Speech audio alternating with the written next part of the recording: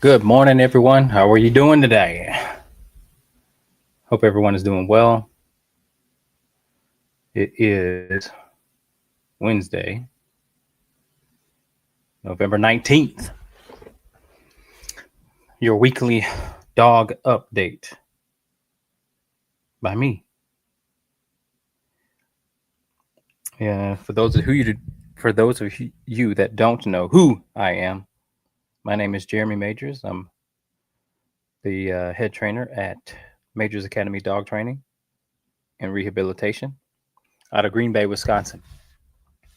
And we are live on Facebook and Instagram. No, Facebook and YouTube, better yet. And if you have any questions, please feel free to let me know. You are getting cloud pretty soon. What's that mean? Oh, Cloud the dog. Yes. I am getting Cloud. Thank you for your recommendation. I appreciate that. All right. So let me get a little something to drink here before we get started.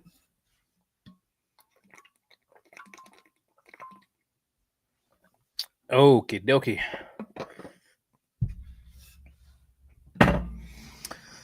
All right. Well, first of all, I think I want to talk about German Shepherds.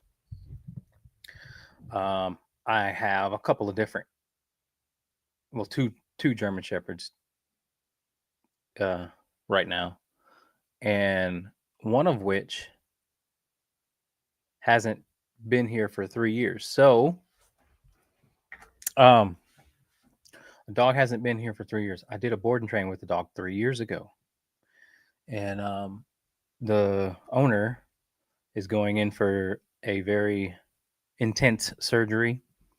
Is going to be out for 6 weeks, and basically need someone to care for the dog. So I bring that up because I'm pretty excited to share that um, the owner again has had health issues, but the dog had gotten completely out of control. Back to before the dog was sent to me before. So the owner was telling me that the dog was back to jumping on her, counter surfing, won't let anyone in the house, won't let anyone near the car, this, that, and the third. So there's a couple of things I want to address about that. But first and foremost, I would like to say that I got the dog yesterday, and I am very encouraged to learn that the training is still there, very much so. I mean, this dog fell right back into um, place. I walked up to the car expecting this dog to, you know, bark his head off at me. No, nothing. Dog kind of looked at me and goes, "Oh crap, back to this place." Um, and I had taken the dog on a walk, and I've socialized him. And let me tell you, folks, it's been 3 years since I trained this dog, but the training is still there, which is very encouraging to me to know that what I do with your dog for 3 weeks sticks for a very long time. I mean, I've never had a dog come back that far. 3 years. I usually have dogs that come from. You know, I usually have months or a year, but 3 years, it's a good way. It's just good to know that this dog still recognizes that if the environment is correct, if the environment is conducive, then the dog's behavior reflects that, and it adjusts right away. There was nothing that I saw that this dog I was like, oh yeah, this dog needs some intense work here. It's very encouraging. Now we're still going to take the dog through the paces. We're still going to train the dog for these. I told her that I would, um, do our regular board and train protocol for 3 weeks. And then the last 3 weeks, we would just do boarding. And, but yeah, guys. So listen, once you guys get your board and train going, and my clients know, you can always come back and get a refresher, because it holds true that behavior is like water, and water forms to the environment. And whatever you put it in, it's going to go where it can go. And it has to have strong boundaries in order to keep behavior balanced. Your environment has to have strong boundaries long enough to get the dog to understand that. Listen, again, dogs can be happy with the boundaries that you put forth. They just have to make sure that those boundaries are not breakable. They don't bend. They're not inconsistent. Okay. Feel free, guys, to ask any question that you like. Feel free to interrupt me, uh, and we can answer some questions for you. I want to make sure you guys can get your questions in. Okay. So yeah, pretty cool, pretty encouraging, man. Um, as a trainer, you don't know what goes on after you send the dog home. Some people are very good about working with me after, and some people I don't hear from ever again. And you wonder, what's going on after that, because you care about the dog and the families and the everything that involves the training.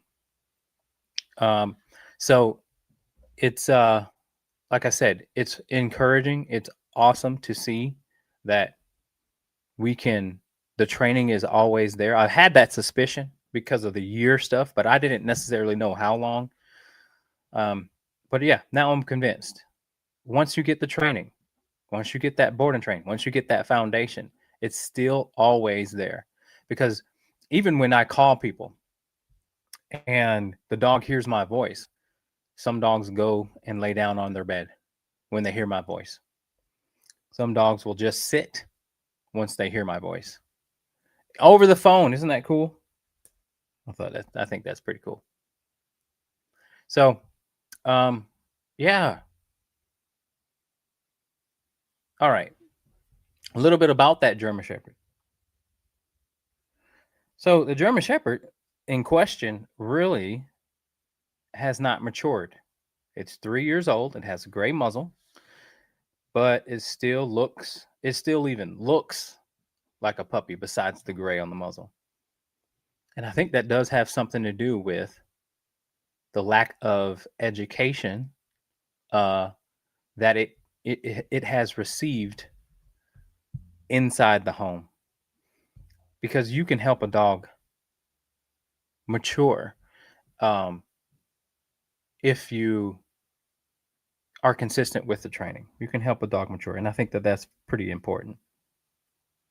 Now, I follow a lot of psychologists on Instagram, and we got a question. Let's go ahead and handle this question. All right, Nikki. I'm about to ready to drop my pit off at your house to work on my problem child and the things I'm still struggling with. I'm about ready. Bring them. Bring them. What are you struggling with? Let the people know. When you guys ask questions too, just know that it also helps a bunch of people that are struggling with the same things. There's a lot of people that are struggling with similar issues, challenges. And so if you guys ask questions, not only will it help you, but it will help other people that are listening. Barking at the window. Oh, okay. Yeah. Yeah, we can fix that. Barking at the window is a very common issue. Big time. So, okay, listen. I think this is pretty important. All right. So, you guys know, I've said it before. Working with children, working with dogs, very, very, very similar. You need help.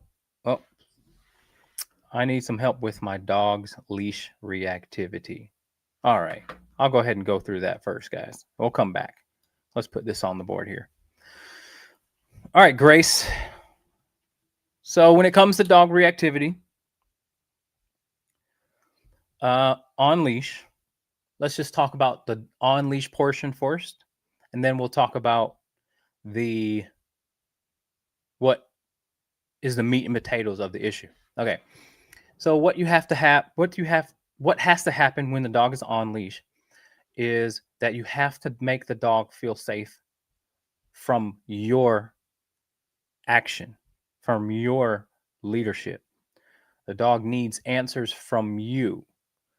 And in order to do that, you must take control of the dog while it's on leash. Because when a dog is on leash, they feel a little bit more vulnerable to dogs, to people, to humans, to cars, bicycles, skateboards, motorcycles, you name it. Anything moving.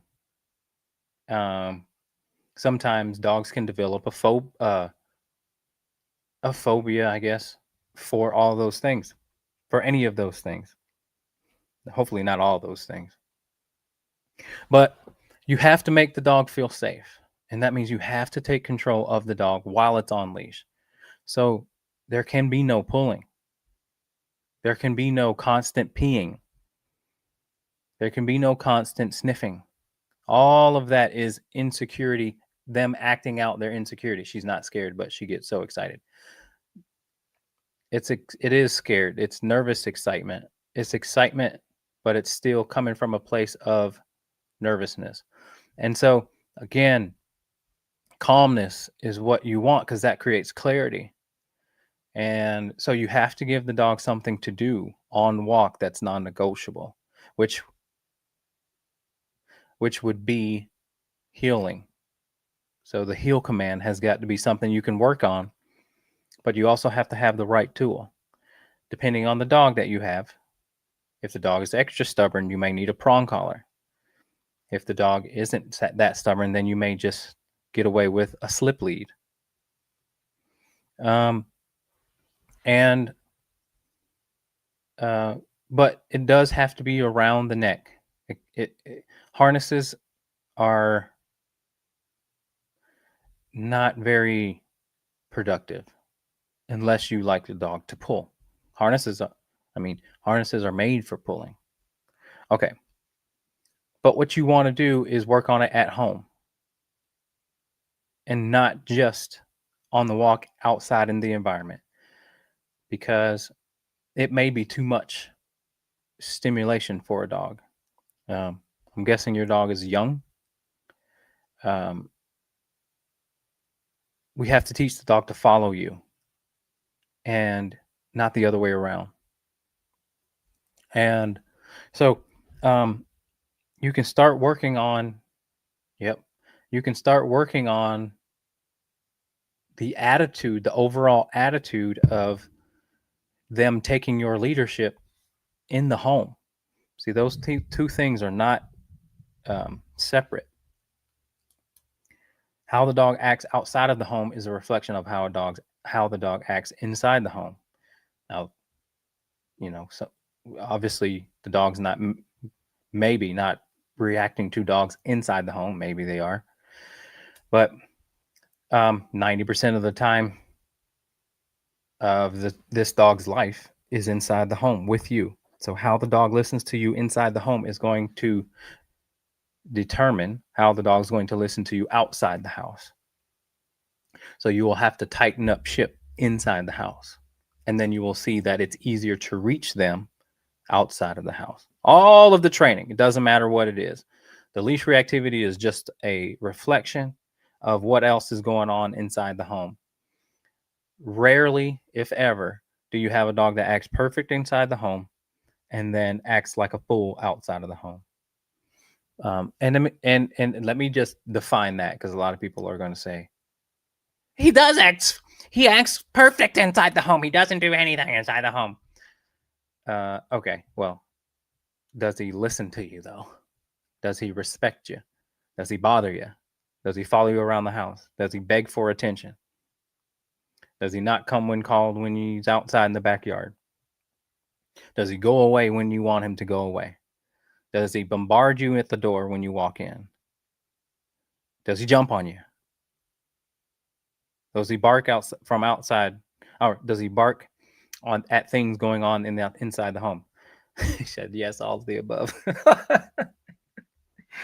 Oh man, yeah. So that's where you want to focus your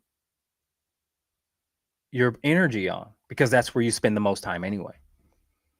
And then you will see that the leash reactivity gets better because the dog has got to trust you. So you see, our responsibility as dog owners is not to be friendly, especially with a young dog.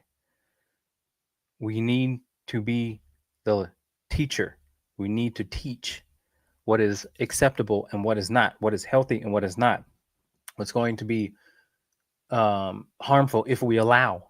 And so we can't allow certain things to go on because we want to be able to take our dog anywhere. I'm pretty sure everyone watching would be okay, would be welcoming of being able to take your dog anywhere where dogs are allowed, instead of leaving them at home because they act like a fool with their pants on the ground.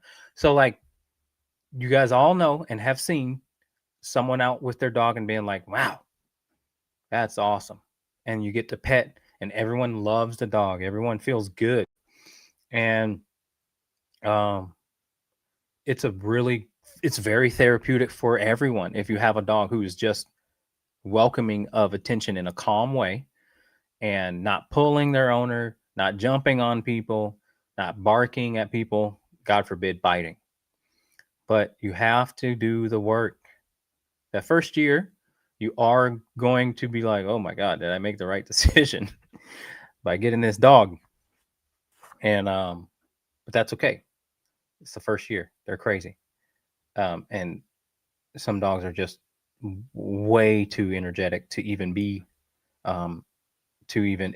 expected to do certain things. It takes a lot of work. What kind of dog do you have, Grace? So yeah, but you gotta work inside the home. You gotta crate train the dog. Crates are good. They're training tools. You need your space. A Carolina dog. Nice. Okay. Well, first thing I would do too with this dog is teach this dog how to behave off leash too. Beautiful, smart, but wild as hell. Yeah, they need productive outlets for energy to get that out. And so that's why I said off leash would be a very good goal for you guys, so that you can take the dog on hikes, so that you could find a nice piece of public land and just run, get that dog going. She needs challenges. She's bored easily. So let's talk about that too for a second, because I see a lot of people here say that it's okay for dogs to be bored. I just saw this about children, that if children are constantly having to do something, are constantly stimulated, they lose sense of self. And I know that to be true about dogs. I say all the time, sometimes your dog needs to do nothing. And in a way, it creates independence and confidence, because they're not always relying on your attention to entertain them. So people always ask me, how can I get my dog to be more confident? Tell them to go away. Okay. Now, this is only after you have given them their needs: exercise, food, water, pee, poop, if you've taken care of their needs, then you can ask for space. It's healthy for them. It's healthy for you. It's awesome. They will also become more curious about things that they are reactive about too. That's the crazy thing. The magic is, if we can ask for space from our dogs, especially the ones who are human reactive, dog reactive, child reactive, all those things. If we tell them, if we create that space, that go away space, go lay down, it opens up their willingness to interact positively with all those things that I just mentioned. So, take care of your dog's needs. Take them on a walk. Get them some exercise. After dog daycare, after a nice long walk, after blah, blah, blah, blah, blah, they should leave you alone, especially when you're eating. Make them leave you alone. Don't even allow them to get close to you. Okay, because you're just promoting pushy behavior. I don't care if he's not begging for it. Tell the dog to go away. And it is perfectly healthy for your dog to feel that from you. It's a boundary. So, yeah, Grace, thank you for sharing all that. It's going to help out a lot of folks. All right, guys, those of you who are just joined, feel free to ask any question you like. As many questions as you like. Doesn't matter. All right. Moving along. Let me see how I get this off. Okay. So, yeah, that's that. Okay. Especially for my German Shepherd folks. All right. This is for my German Shepherd folks. There's more. I think it's shepherds in general, but German Shepherds, and I work with at least one of those German Shepherd every single month. And I was doing the math yesterday. I only work with 36 dogs a year. Wait, is it 36? Yeah. Yep, 36. I work with three dogs per month, 12 months out of the year, 36 dogs a year. And I'm like, I love that. I don't want to work with that. I don't want to. I'm big on quality. I don't want to work with a whole bunch of dogs. I'd rather work with 3 dogs per month and be able to really focus, because sometimes even letting dogs out takes a long time, especially if a dog is you're good, especially if a dog is super anxious, right? I have dogs, and let me know if you guys have experienced this. If you have a dog that's like this. I have a dog who anxious in the crate, so they want to come out of the crate. All right. And I don't let dogs out of the crate until I get complete calmness. You want to come out of the crate? I am not allowing you to be anxious to come out, because I do not want to promote anxiety at all. I don't want you to think that your anxiety is going to get you what you want. You're very welcome. Thank you for your questions. Thanks for interacting.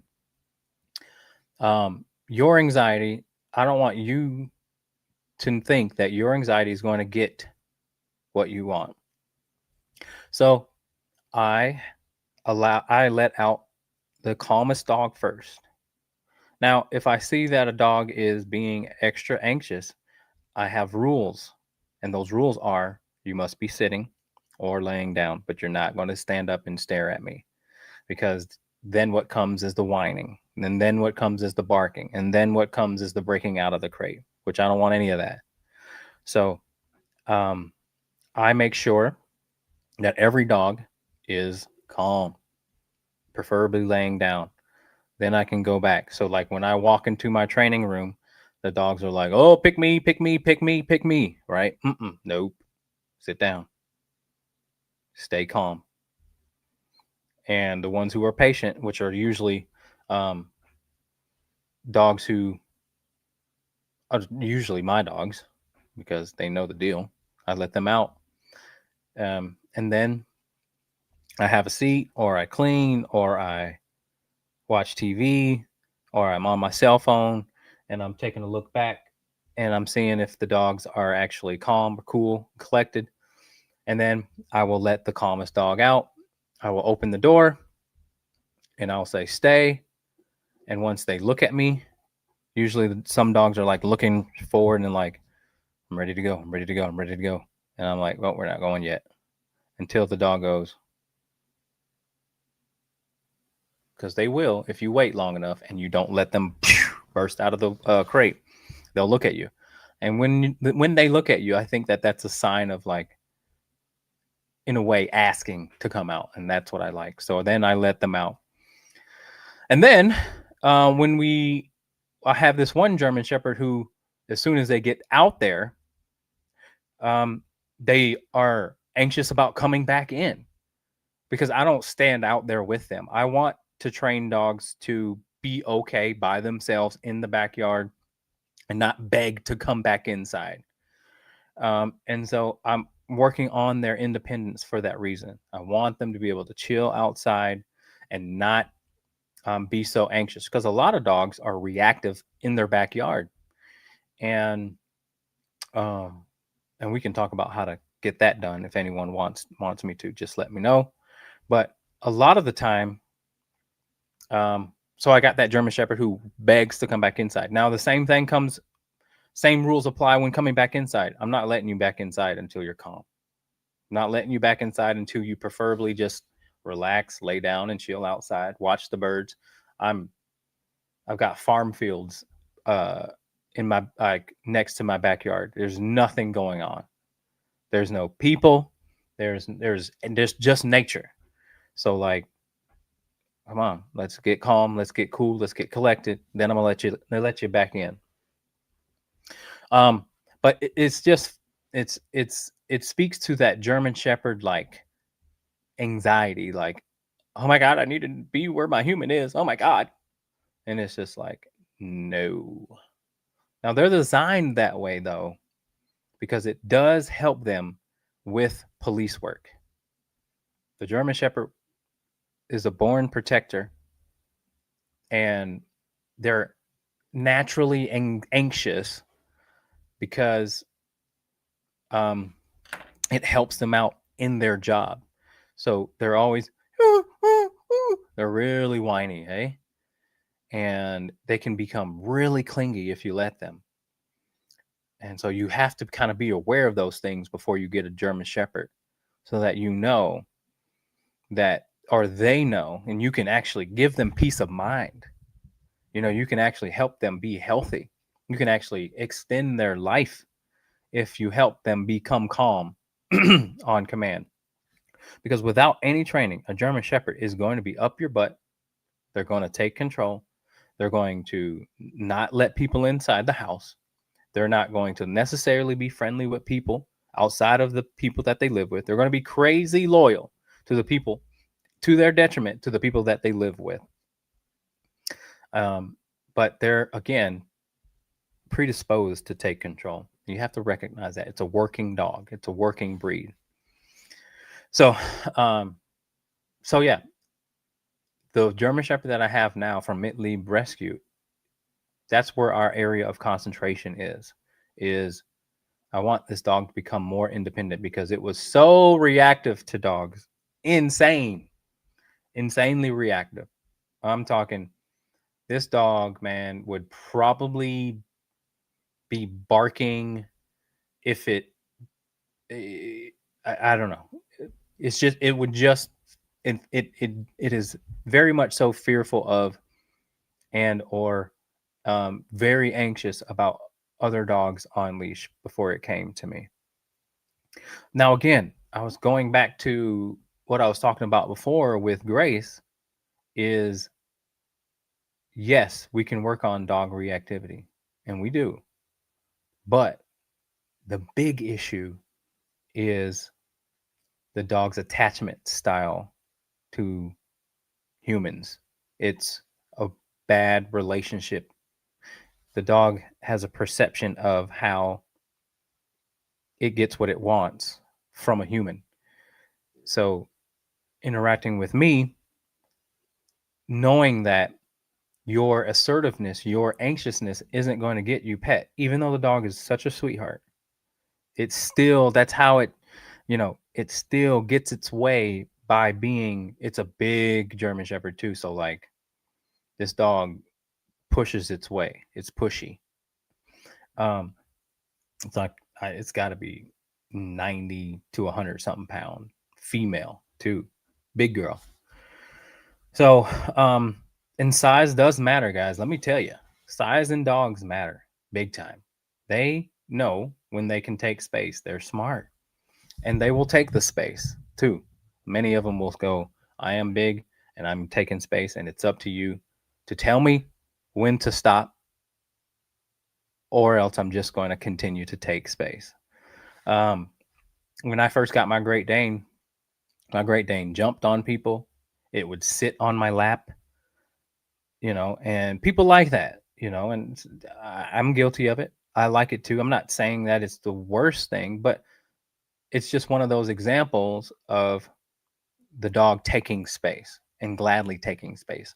And some big dogs will lean on you, and then you step back, and they recognize that. It's just if anybody out there has a dog that does that, or a dog will walk in front of you on leash and constantly cut you off, and you're constantly walking around. All dogs pick up on those little things, okay? And it does matter.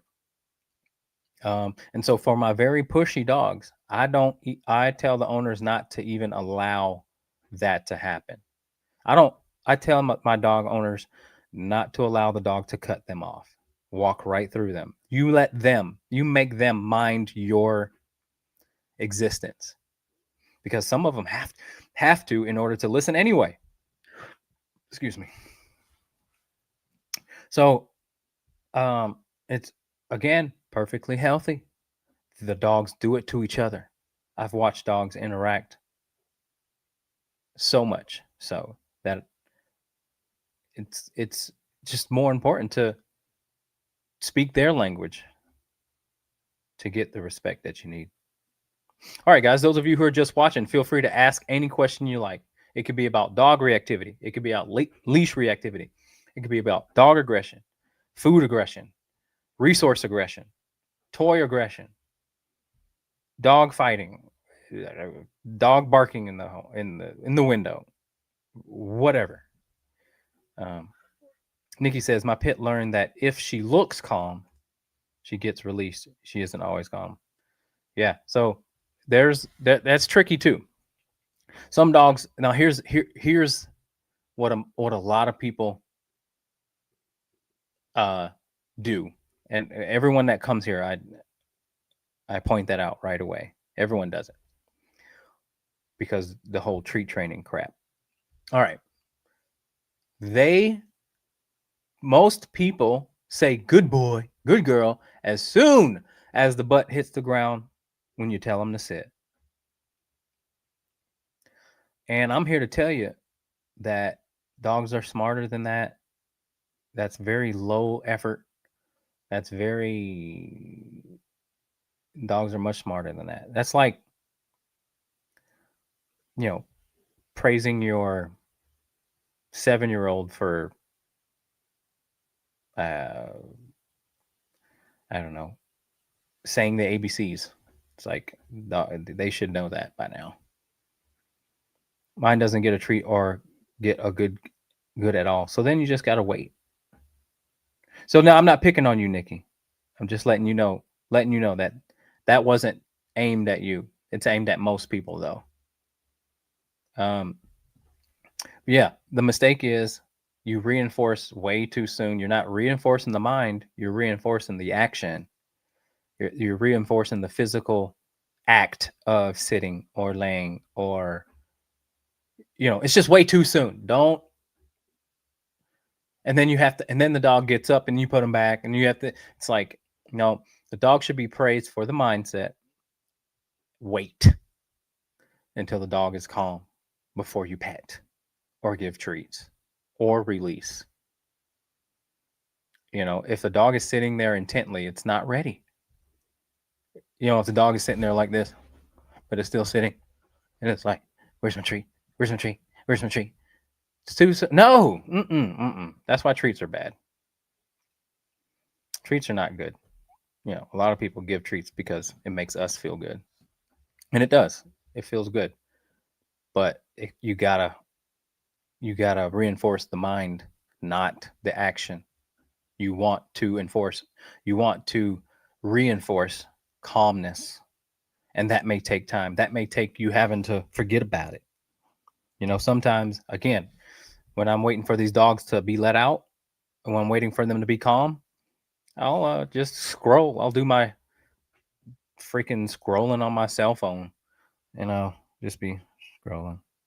Look over. You ain't ready yet. And then the dog's like, oh my God, this dude is taking forever. Let me just lay down and chill. Let me forget about it. And then I let them out. You know what I'm saying? So think about that. Apply that and see what you get. You know what I mean? Okay.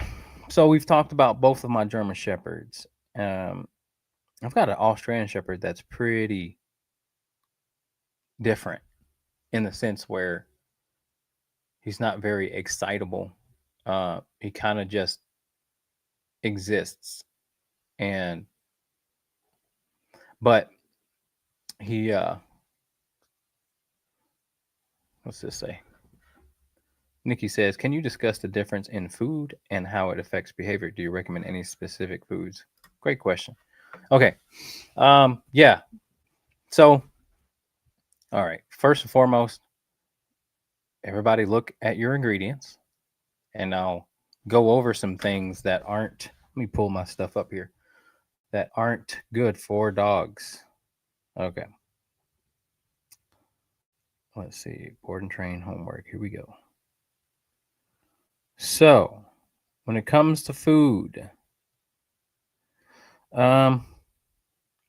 you look at your ingredients, the behind your ingredients, and if they say byproduct on it, then you might want to consider changing food. Byproduct is not good for dogs,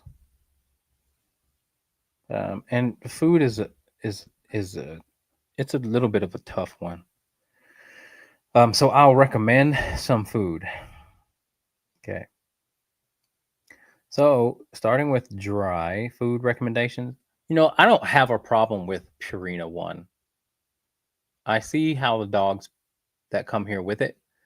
There's poop. The poop is good, and it's relatively cheap.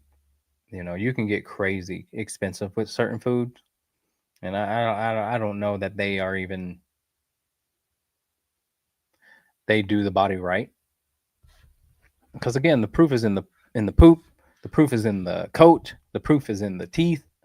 The proof is in how the dog acts.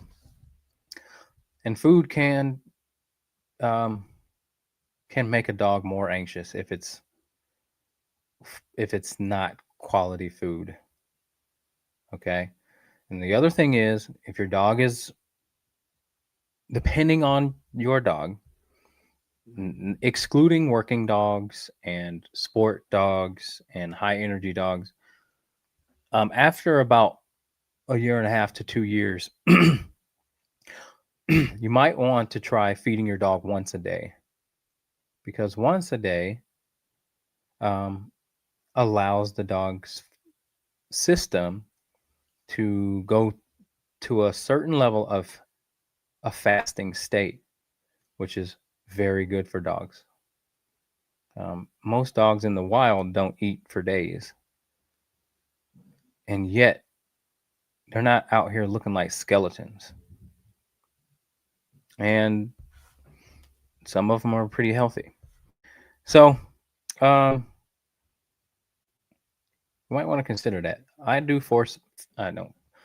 fast my dogs once a week.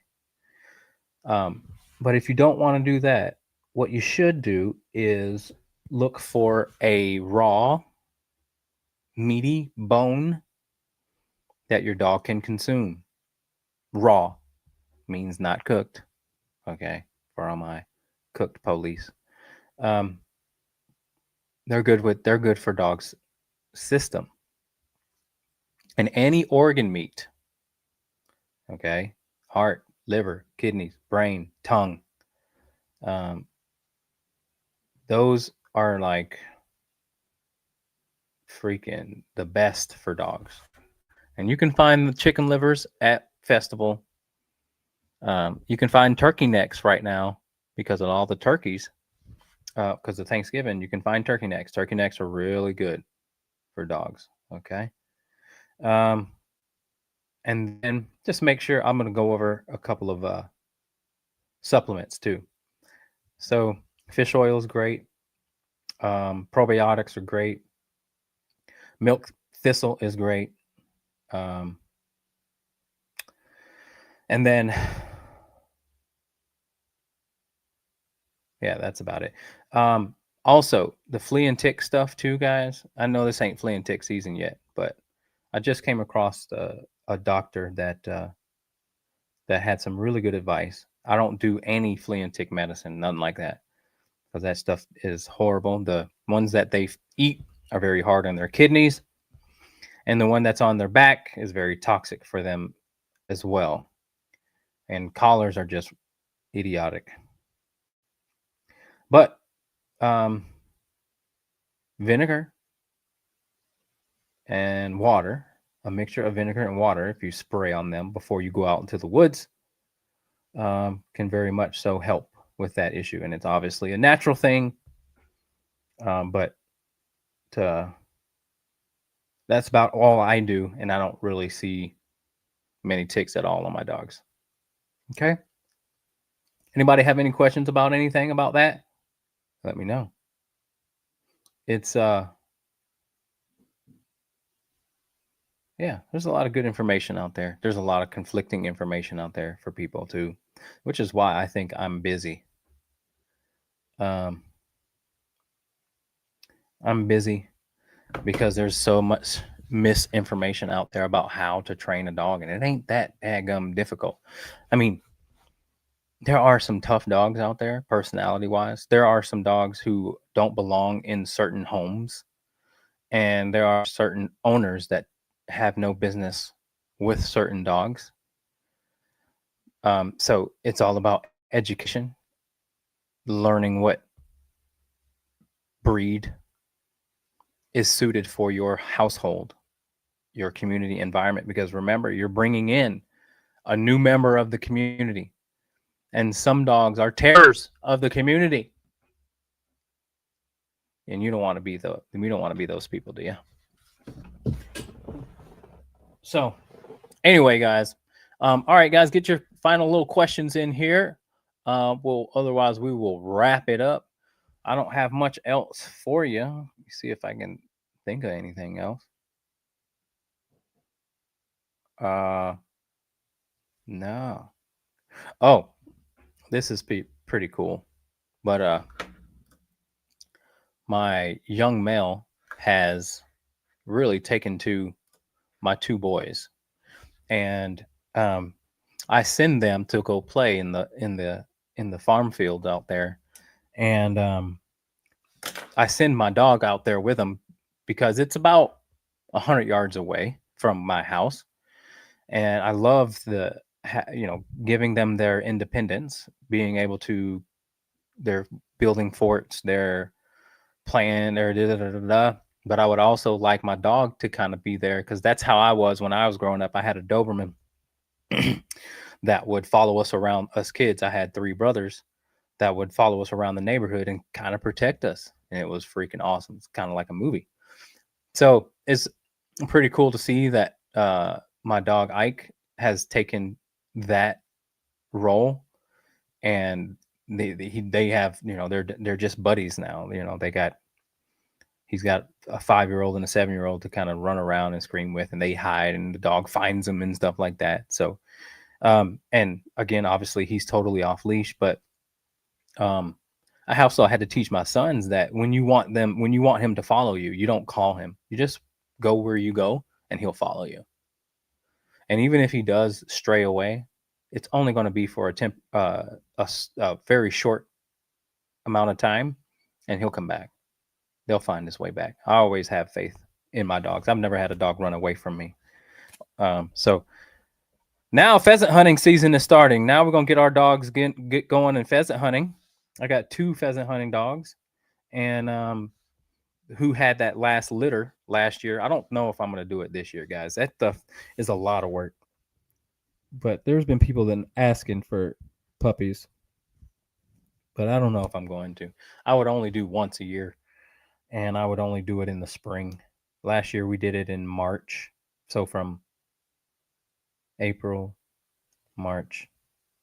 Wait, was it March? No, it was from early May to early June, or late April to early June. It was about 8 weeks.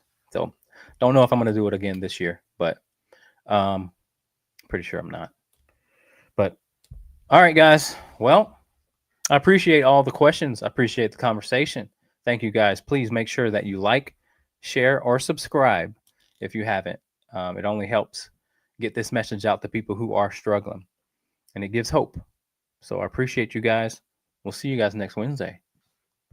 Goodbye.